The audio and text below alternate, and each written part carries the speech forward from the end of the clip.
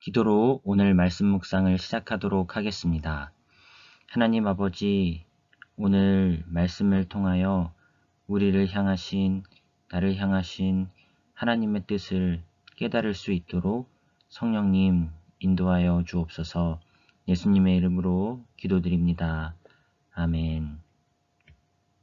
오늘은 사무엘상 8장 본문을 함께 묵상하도록 하겠습니다. 관찰 부분은 반복적 읽기를 통하여 본문의 상황을 파악하고 내용을 파악하는 것을 목적으로 합니다. 두 번째 단계 해석에서는 본문의 상황을 걷어내고 초문화적으로 문화를 초월하여 우리 시대에도 여전히 적용될 만한 핵심 메시지가 무엇인지를 찾는 것입니다. 이를 위하여 매일 성경 해설을 참조하거나 IBP 배경주석이라는 책의 도움을 받으실 수 있습니다. 본문을 읽겠습니다. 사무엘이 늙음에 그의 아들들을 이스라엘 사사로 삼으니 장자의 이름은 요엘이요 차자의 이름은 아비야라. 그들이 브엘세바에서 사사가 되니라. 그의 아들들이 자기 아버지의 행위를 따르지 아니하고 이익을 따라 뇌물을 받고 판결을 굳게 하니라. 이스라엘 모든 장로가 모여 라마에 있는 사무엘에게 나아가서 그에게 이르되 보소서, 당신은 늙고 당신의 아들들은 당신의 행위를 따르지 아니하니 모든 나라와 같이 우리에게 왕을 세워 우리를 다스리게 하소서 한지라. 문단별로 내용을 이렇게 나누어 보여드리고 있습니다. 1절부터 5절까지의 소제목은 왕을 요구하는 이스라엘입니다. 사무엘의 두 아들 요엘과 아비야의 이야기가 나옵니다. 이는 엘리의 두 아들 홈니와 비느하스의 이야기를 떠오르게 합니다. 왜 백성들은 왕을 세워달라고 했는가가 오늘 말씀의 중요한 질문이 되는 것 같습니다. 사무엘이 늙었고 훌륭했던 사무엘의 한참 미치지 못하는 아들들이 사사의 역할을 감당하고 있는 현실 속에서 그들은 모든 나라와 같이 왕을 세워달라, 사사의 제도가 아니라 왕을 세워달라 요구합니다.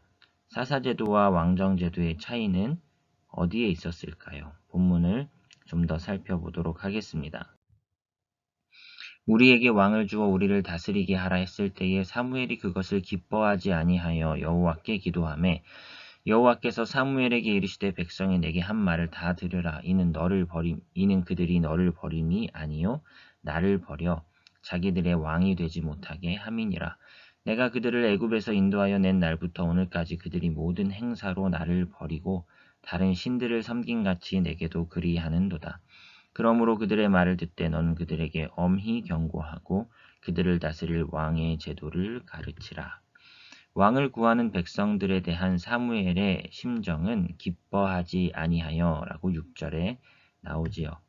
왕을 구하는 백성들에 대한 하나님의 반응은 그들이 너를 버림이 아니요 나를 버려 자기들의 왕이 되지 못하게 함이니라. 하나님이 왕인데 자기를 버렸다라고 반응하시죠.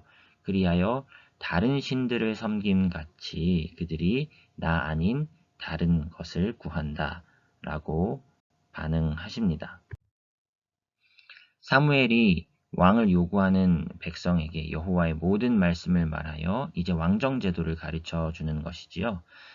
이르되 너희를 다스릴 왕의 제도는 이러하니라. 그가 너희 아들들을 데려다가 그의 병거와 말을 어거하게 하리니 그들이 그 병거 앞에서 달릴 것이며 그가 또 너희의 아들들을 천부장과 50부장을 삼을 것이며 자기 밭을 갈게 하고 자기 추수를 하게 할 것이며 자기 무기와 병거의 장비도 만들게 할 것이며 그가 또 너희의 딸들을 데려다가 향료 만드는 자와 요리하는 자와 떡 굽는 자로 삼을 것이며 그가 또 너희의 밭과 포도원과 감람원에서 제일 좋은 것을 가져다가 자기의 신하들에게 줄 것이며 그가 또 너희의 곡식과 포도원 소산의 11조를 거두어 자기의 관리와 신하에게 줄 것이며 그가 또 너희의 노비와 가장 아름다운 소년과 나귀들을 끌어다가 자기 일을 시킬 것이며 너희의 양떼의 10분의 1을 거두어 가리니 너희가 그의 종이 될 것이라.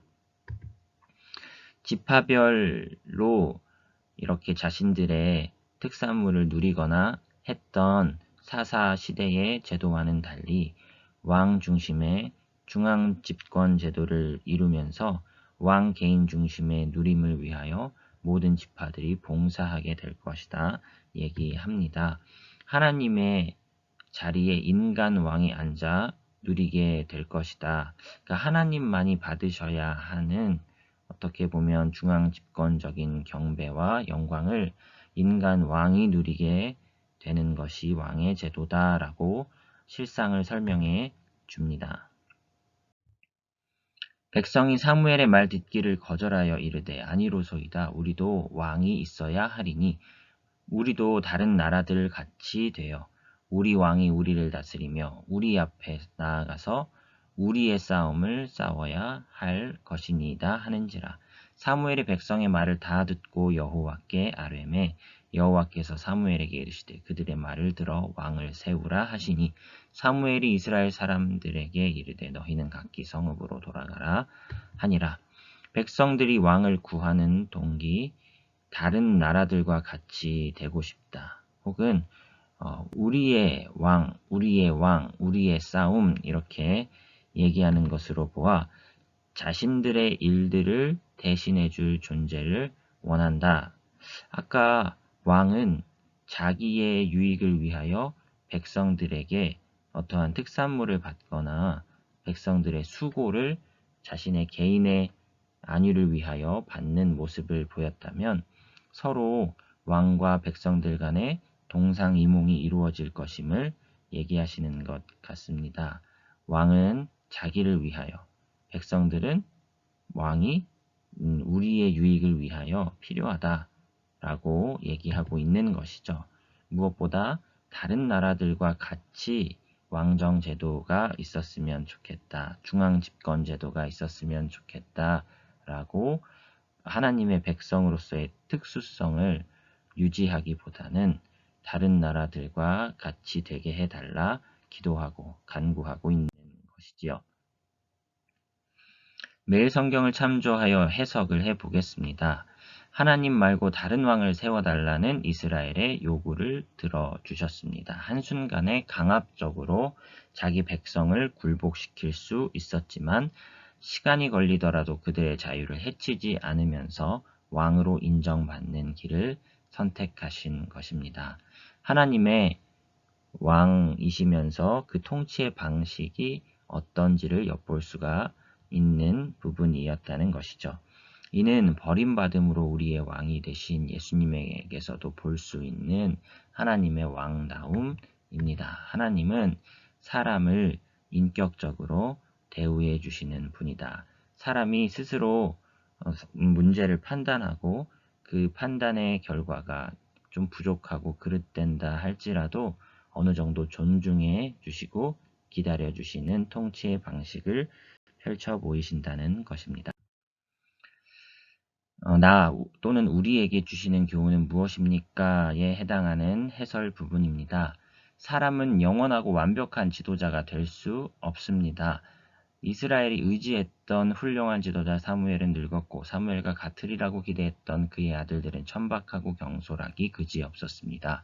이런 상황을 보면서 사람 왕을 세워달라고 하는 것은 유연하고 불완전한 사람에게 자기 운명을 거는 어리석은 선택이었습니다.